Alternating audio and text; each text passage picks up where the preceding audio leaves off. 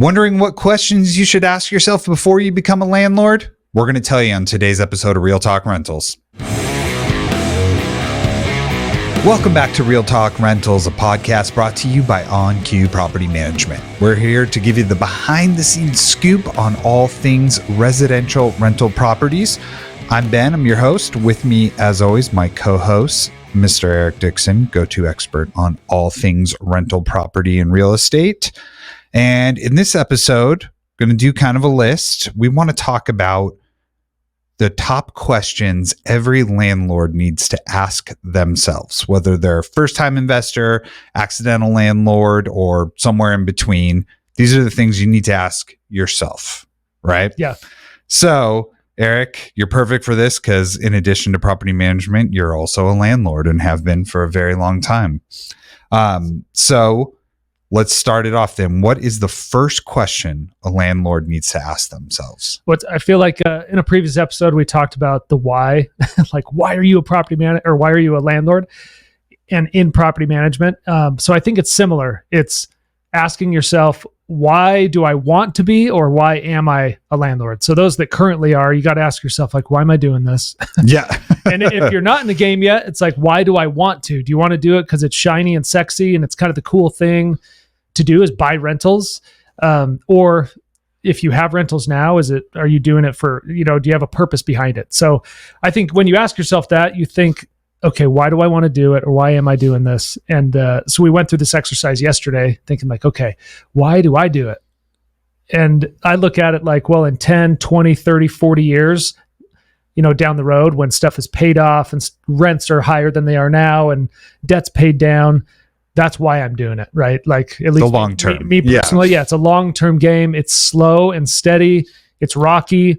But at the same time, there are benefits along the way, but the short term is rough. Like, there are only so many deals that from day one, you're like, oh yeah, this makes total sense. Sure. Usually you get into it and you're like, okay, there goes a ton of my cash wrapped up in this house. Oh, and a repair and getting it rent ready. And it's been vacant 30 days and whatever. So it is hard in the short term. You do have to have a long-term perspective. So you got to ask yourself, what am I doing it for?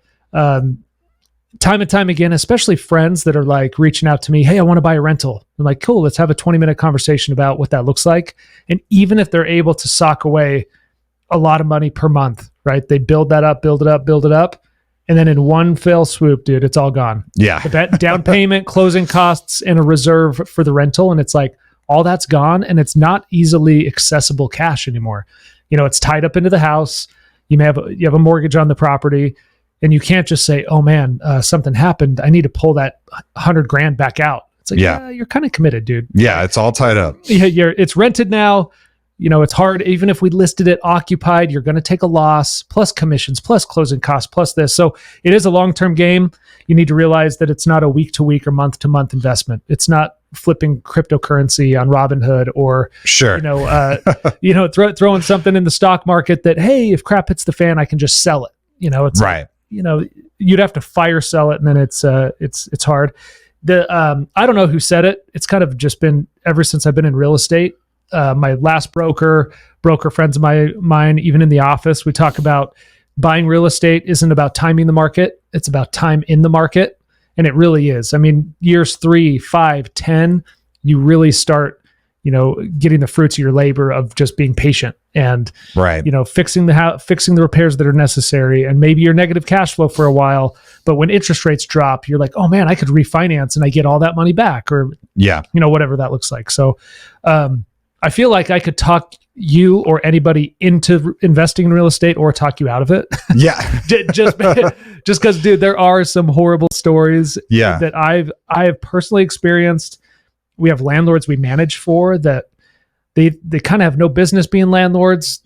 Whether they're accidental or they got into it with their eyes closed, and then they're like, oh, dude, how do I get out of this? And I'm like, well, we just signed a lease 3 months ago. And they're there for a year or two, or whatever. So, we could talk you in or out of it. It's really, that's kind of our job. And one thing I love doing is talking to people and tell them the blunt truth. And if they're still interested, all right, cool. Let's talk. If they know their why, like you said, then when they hear that answer, it'll inform their decision correctly. If you're trying to talk them out of it and they say, hey, no, the reason why I'm doing this is I don't have a choice. I gotta move. I can't sell this house right now. I have to. Yeah. And a lot of people, they kind of liken real estate into the same way you invest in like a 401k or an IRA. It's like, oh, I don't want to touch that until I'm 59 or until I retire when I'm 60, 70 years old, whatever it is.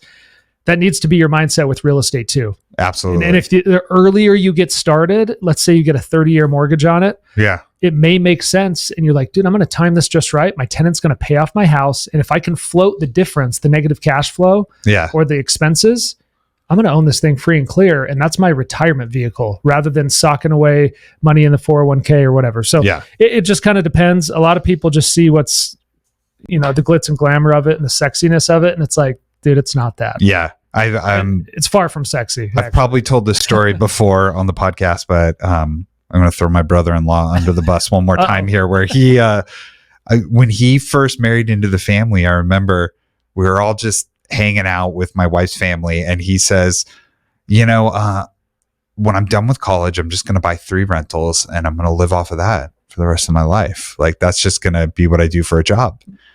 And my father-in-law looks at him and goes, I own 10 rentals and I don't make a dime off of them. After carrying cost, property taxes. It's a long game. It's like you don't just buy it and then instantly you're like, well, this is it. Unless you're insanely lucky. Somehow. And you can get lucky. And like I said, it's time in the market. I've bought in high, I've bought in low, I've bought in everywhere in between. Right now it's in 2023, you could justify that it's really expensive. Interest rates are high, whatever it is. But I still bought a rental this year that's like, maybe it'll break even, maybe it'll be negative, but long term it'll pay for itself. So. If nothing else, we've gotten some great podcast discussion out of this rental you bought. I think it'll come up maybe even later in this episode again. All right, so then let's talk about next question. You know your why. What's the second question you should be asking yourself? So once you know, like, hey, why am I here? Why do I want to? Then decide, what kind of landlord am I? Meaning, am I a true investor? So if you don't own a rental right now and you actually go through the vetted steps of vetting a property, getting comps for sale and for rent, and I hired a property manager, I self-managed, and you put tons of thought and prepared for it, you're an investor. Like, you went into it like that. Right. Another term we use is an accidental landlord, which is, there's a lot of different scenarios, right? You could inherit a property, you could get a job offer out of state, and it's like, it doesn't make sense to sell my house, but I didn't really plan on being a landlord, but like, hey, opportunity came up. Right. Right. So I think you said opportunistic or something. Like an opportunity landlord or something. Yeah. Sometimes stuff just comes up. It's like, oh, dude, my father-in-law he's going to sell me his house for way undervalued. Like, I didn't plan on this, but I kind of got into it or whatever. So the accidental landlord, the difference is you didn't really necessarily plan long-term that this was going to happen. And it's like, oh, my wife and I wanted to go upgrade our house. Yeah. And we're not selling our first house. It's like, well, you're considered kind of an accidental landlord. And then once you figure it out, you kind of morph into an investor if you keep it long-term and you can manage it like that. So it's kind of deciding which one am I, and looking at yourself in the mirror and saying, hey, if I'm an accidental landlord, I need to figure this stuff out. Yeah. I can't just shoot from the hip and then, I'm negative cash flow. I've got repairs. I have no slush fund. And you're like, dude, I don't know how to do this. Yeah. And it could be that, if you're an accidental landlord, you aren't in it for the long term. It could be like said, the example of moving to another state, but you could be like, I want to come back to this state though. This is where I want to live. And I'm going to come back to this house. Yeah. And for that, you're like, I'm basically not an investor necessarily, but I'm kind of that accidental landlord for 1 to 5 years or whatever. Yeah. And we're coming back. That's a different mindset. You're going to treat the house differently. You're going to do different things. Absolutely. Than you are if it's just like, no, this is strictly an investment, or it's like, hey, I'm just renting it out until I can sell it. Yeah, like absolutely. We have tons of clients that bought in like the 03, 04, 05, 06, didn't sell before the bottom dropped out. And now we're in past 2020, 21, 22, 23, and prices are finally back over what they paid. And they're just like, get me out of here. Like, I've been in this for 15 years. I've barely been breaking even. I can finally make a profit. Yeah. And they're just like, get me out, Yeah. So it kind of just totally depends. But I think it's good to understand which pot do I land in? Did I really start from, I have a friend that just texted me that said, hey, I want to buy 3 rentals in the next few years. He's going to be an investor from day one. He's going to do the research. He's going to save the cash. He's got set aside, and he's going to buy 1, 2, 3, and it's going to be a portfolio for the next 30, 50 years versus somebody that's like, hey, my parents, we get it all the time. My parents passed away. My family inherited this house. Should I keep it as a rental or not? And it's kind of like, well, hey, you need to understand your risks and stuff like that. And it's a big difference too between the two is a lot of times when you're the accidental landlord, as we call it, you're not picking the property. The property picked you. No, that's right. You are stuck with this house. Whereas an investor, your buddy, for instance, I want 3 rentals. He's telling you, find me. Yeah. From day one, we're looking at, hey, what's the perfect scenario for you? Yeah. Versus, we do have a lot, and we call them accidental, and it doesn't mean that you're not a true investor. It's really understanding, how did you get it? Yeah. And it's like, oh, I didn't choose. My girlfriend and I got married. We both owned homes. And so we got married and moved in one house, and we're going to rent this other one. Yeah. You accidentally became a landlord, but it's a wonderful opportunity at the same time. So yeah, I actually, maybe that's the better term for it, is an opportunity landlord. Yeah. we say it all day long, and it's definitely not a negative. It's for a lot of people, it is the beginning of their investment journey. Yeah, totally. They just fell into it, and then they say, all right, after some time, this is paid down. Hey, can you guys find me another one? And I would say most people's first rental is the first house they buy ever. They live in it, and then they move on to the next one, and they just try and keep that one. Yeah, it's the most common. And that would be considered an opportunity landlord, where it's like, hey, opportunity presented itself. We bought into a different house, bigger house, whatever it is, or we moved out of state and bought a place, and we just held on to our house. Short term, it's probably financially tough. It's like, dude, I've got 2 mortgages. They're both, both are vacant. Right when I move out, they're both vacant. And I'm like, dude, I got to carry both of these, but over time, it's going to pay off. So, right. All right. So next question then, third question that they need to ask. And this is a big one, especially for us. Yeah. This is to plug a shameless plug, right? Yeah. But you got to ask yourself, am I going to self-manage this 1, 2, 3 houses, or am I going to hire a third-party property management company? And so there are pros and cons. We've gone over it in multiple episodes. Just, hey, obviously we would love to manage your property, but we're only in Arizona and Texas right now. So you may even ask yourself, hey, maybe I'll manage 1, but if I get more than 1, I gotta do it through a third-party manager. I've lived through it. I've been in real estate ever since I bought my first rental, and I self-managed for years, and I wish I could just get the time back. All I can tell you is I did not value my time like I do now back then, right? And so it's like the time I spent chasing down rent and figuring out repairs and all of that stuff, I could have been either working and making more money than I was losing, right? So there was an opportunity cost. Or I could have just spent time doing stuff I love doing with my family, my hobbies, whatever it is. So it really, as far as like an expense, property management, whether it's us or somebody else, it's not that expensive as a percentage of rent. It's like it's like somebody managing your money, or your stocks, or you're managing anything. It's like there's fees involved, right? They do that as a service. So I would highly, highly recommend a third-party manager. Obviously, we would love to take your stuff on, but a couple things that are difficult with self-managing is keeping up with landlord laws, fair housing laws. Changing all the time. Yeah, changing all the time. Like we go through an annual lease review process where we'll work with our attorney, local leaders, NARPM and so forth, and implement new changes in the lease. People that self-managed, for the most part, they're kind of just like, no, I just have this blank lease I've had for like a decade. Yeah. And it doesn't address things with the new housing authority issues and Section 8 and bed bug stuff and medical marijuana or whatever those things are. And they're listening now going like, oh yeah, my lease doesn't have any of that stuff. And they've just been lucky, knock on wood, that they haven't had issues, right? So like a property management company, they're always reviewing their stuff. They're held to a higher standard than you are. So that means your tenants are held to a higher standard, right? And the vetting process and it just being third party, you actually do have some assurances there. If you live out of state, at least in Arizona, if you live out of state, you have to have a statutory agent, a third party. And We do that for people. So we're their statutory agent at no additional cost, and then we'll manage their property. So, and there's attorneys and firms that charge almost what we charge for a management fee just to be your statutory agent. That's so wild. it's like, dude, we'll do that all in one. So it actually came. So like yesterday, like 2 hours before we prep like before the podcast, right? And like 2 hours before I get a maintenance request for a property, and I know the tenant. He's been there since when I was self-managing, right? So 5 or 6, 7 years ago, right? Moved in there, and I got the maintenance request from our team here at the office, and they said, hey, these 3 things came in. And they're kind of like, they're not even that big of a deal. Like, I could do that. So, dude, it went through my head. Dude, I'm just going to sidestep this. I'm going to text the tenant directly. Hey, can you send me pictures? I'll stop by Home Depot after work. I'll do this. Like, all this went through my head. And then I like stopped, and I'm like, dude, I need to practice what I preach more and be like, what is your time worth? Like, you'll get home an hour later than you would have to less see time your with kids your kids. and family. For what? And I calculated, I'm like, I don't know, to save tens of dollars.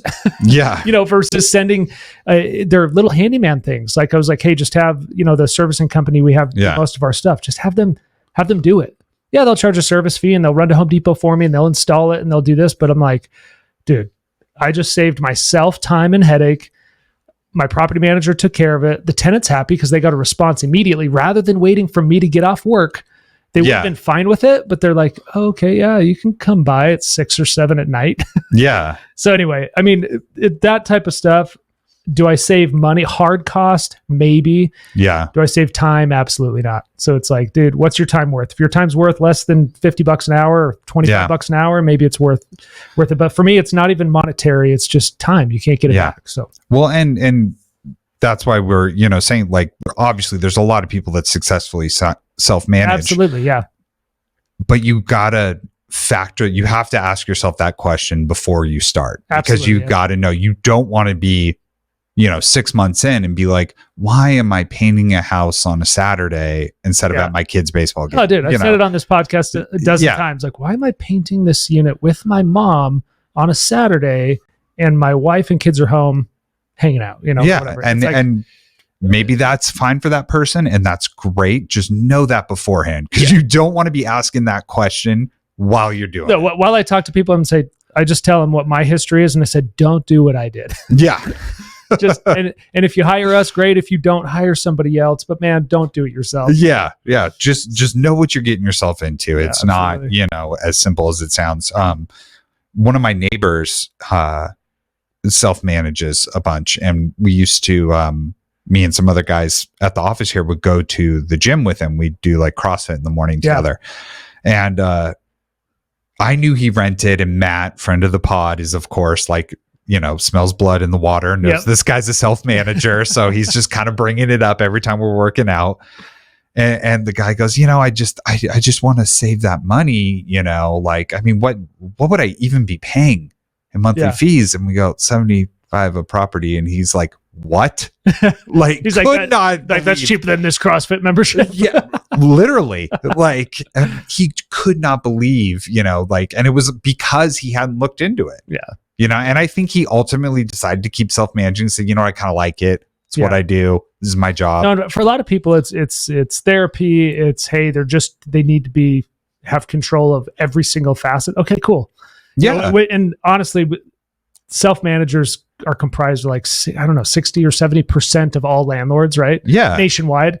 In places like Phoenix and Dallas, where we are, there are a lot more property managers than self-managers, but it's like, no, it's a real thing and people are very good at it. But absolutely. Man, but know that beforehand, I'm not good at it. I'll tell you that. You're better at spending time with your family, All right. So we kind of mark those out as the big 3. Let's like kind of do a lightning round here. And just, what are some of the other questions that come up that you think about that someone should know and be asking themselves before they step into this landlord game? Yeah. So one that I've ran into is asking myself again, is it worth me just taking on the responsibility of either the pool and or landscaping and maybe even pest control, different services for your property? Like, I have one property that has lush landscape, like it's a big lot with a lot of landscaping and a pool.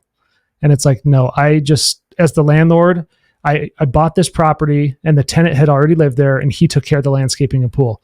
But then every time something broke with the landscaping of the pool, like I had to pay to repair it. And I'm like, wait, you're taking care of it, but if I could just pay a service to take care of it, then it wouldn't break as often. And I'd catch this stuff as it comes. So I just found over time, a pool is a no-brainer. The landlord should always, always, always, always pay for the pool service. Yeah. It's an added bonus that they're the eyes and ears in your backyard every week, especially in Arizona. If you go a couple weeks without pool service in the summer, it turns green anyway. Make it a swamp. So you got to have good service. If the tenant's taking care of it, is it rocket science to take care of a pool? No. But I built my own pool, like, I don't know, 7 years ago. And I'm like, dude, I'm going to save the money. Again, dude, whatever you do not follow my example. But, I would take care of it. And then we went on a trip or we were gone for the weekend or there's a big storm and I just neglect it for 3-4 days. Boom. It's cloudy. It's, it's green, whatever. It costs more to revitalize the pool than it would have pool service for like 3 months. So it's like, dude, you'll never make your money back. And then landscaping, it's just a case by case, but if it needs weekly mowing, biannual tree trimming, you got palm trees. I mean, I'm thinking of this property and it's like, dude, you know what? It's better for me. It may not be cheaper, but it is just better all around for me to include that in there. So that was the first question. The second one is asking yourself, what happens if there's a major issue and major issue may be maintenance related, could be replacing an air conditioner, could be replacing a roof. It could be a flood, a fire. What happens? Do I have a slush fund? Okay. What's my slush fund? Is it a mortgage payment plus 1 month's rent? Is it 10 grand? Is it whatever it is? As a rule of thumb, like you want to have 3 to 6 months reserved in cash, like available for that mortgage payment. Even if it's like a big insurance claim, you still have to carry your costs until the insurance refunds you some of it. Right. So even if you have loss of rents coverage, even if you have, replacement coverage, all that, you've still got debt obligations. You still have to make sure that your tenants are housed properly somewhere else. And sometimes you got to cover the difference, right? Yeah. Another question, how do you want to structure the entity buying it? So do you buy it in your personal name and then you can then you could just use your normal insurance broker to get your rental insurance, landlord insurance? Sure. Or do I buy it in an LLC or a trust and then I need business insurance? Yeah. Do I need an umbrella? Do I need different coverages for business, business, personal, or my umbrella policy? So looking into that. And then lastly, I put on here, what's the next step to invest for my first one or to add to my second one? Like, in my mind, if you buy a rental, it shouldn't just be like, sweet, I bought my rental, hands are clean. Yep. Because you're not going to be able to, if the idea is I'm going to retire off of it, you're not going to be able to retire off just rent. Even if the property's paid off, it's like, okay, you get gross rent minus the management fee, minus property taxes, minus insurance, minus maintenance, minus pool service, minus and you're like, just like your father-in-law. Yeah. It's like, yo, dude, I don't make money yet. Yeah. Until all these things are paid for and they're all rented, I might have a few good months. Exactly. But the property tax bill comes through and boom, you get hammered, right? So it's really, what is the next step? The idea should be, like when I was at the beginning of real estate, I was, hungry and prices were a lot lower, but I was like, I'm going to buy one a year. Boom, boom, boom. And then that worked. And then I hit a roadblock where it's like, no, I can't get more than one a year right now, Yeah. And so you just want to have a plan for that. And what's next? How do you get your second? How do you get your third? How do you, And if you're using a property management, a good one, they should be able to, we have a real estate team here. Yep. Other property management companies are the same way. You should be able to call them and say, hey, I want another property, and they should be able to help you. Yep. No, and I love those clients because it's usually they're like, hey, I'm happy with your service. Everything's worked out great. How do I get another one? And it's a great conversation. And sometimes it's like, hey, you're not quite ready yet, but hey, go ahead and save. And we'll have something teed up for you. Yeah. So if you are even looking for your first or to add a second, third, fourth to your current portfolio, call us. Like, I would love to talk to you myself. Like that'd be awesome. Well, and sometimes, just to cap it off here, when you have so many properties in management, sometimes somebody will say, hey, I want to add another one. You say, hey, I've got one that has tenants over here. Oh, he wants to sell it. Hey, we've got tons of those. Internally, we call them our pocket listings. Yeah. And they're tenant occupied, and the sellers are like, hey, I want to sell, but I don't want to list it because I don't want my tenant to have to deal with showings and stuff. So when we do have another buyer comes in and said, hey, I want a 3-bedroom, 2-bath in Gilbert. It's like, oh, I have this 3-bedroom, 2-bath in Gilbert. It's ready to go. Pair them up, seller saves, you save, and we can. Some questions to ask yourself. That is it for us this time. So be sure to follow the show and leave us a 5-star review if you can, wherever you listen. It really helps out. And we will see you guys next time.